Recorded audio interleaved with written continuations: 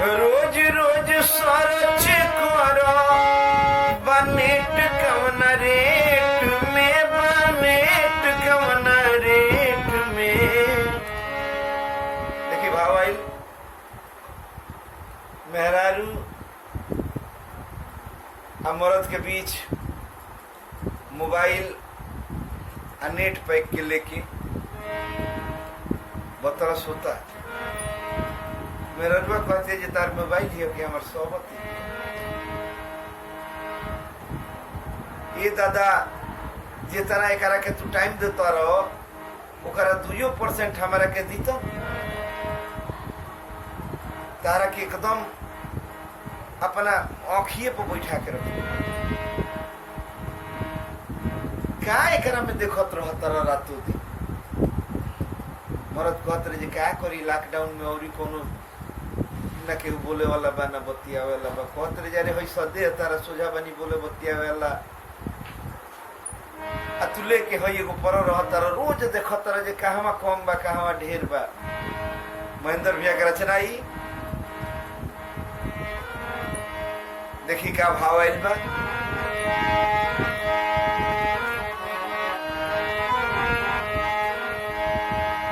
कि रोज रोज सर्च करो बनेट कवन रेट में, बनेट कवन रेट में।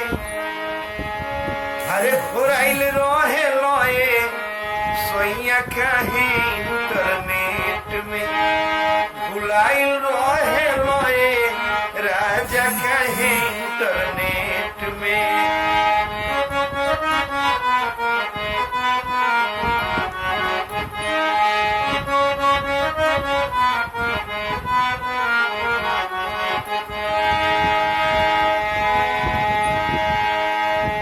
काहे मराइल बाटे सोइया तोहर मतिया, तनिको न सोचो कि घरवे बाड़ी अवरतिया। काहे मराइल बाटे सोइया तोहर मतिया, तनिको न सोचो कैसे बाड़ी अवरतिया। बचलो नहीं खेली खत पढ़ तू कबो स्लेट में, अरे कबो स्लेट में। हेराइल रोहे लोए सोइया तू इंटरनेट में, भुलाइल रोहे लोए राजा तू तो इंटरनेट में।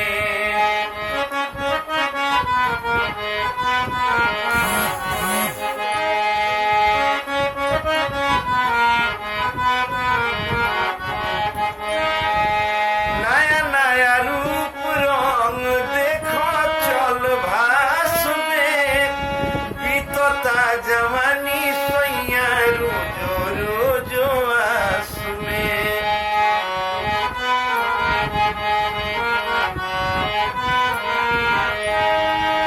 नया नया रूप रंग देखो चल भास में, बीतता जवानी सोइया रोजो रोजो आस में।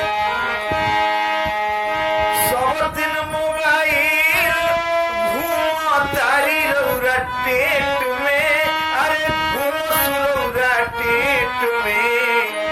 भुलाइल रहतारो ए बोलम जी इंटरनेट में, हेराइल रहतारो ए बोलम जी इंटरनेट में।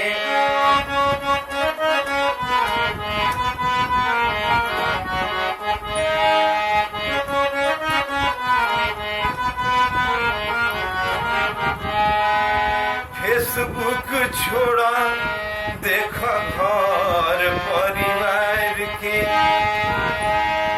फेसबुकवा ना कामे आई। फेसबुक के छोड़ा देख घर परिवार के, साथ नहीं देला कोई दुखी या लाचार के।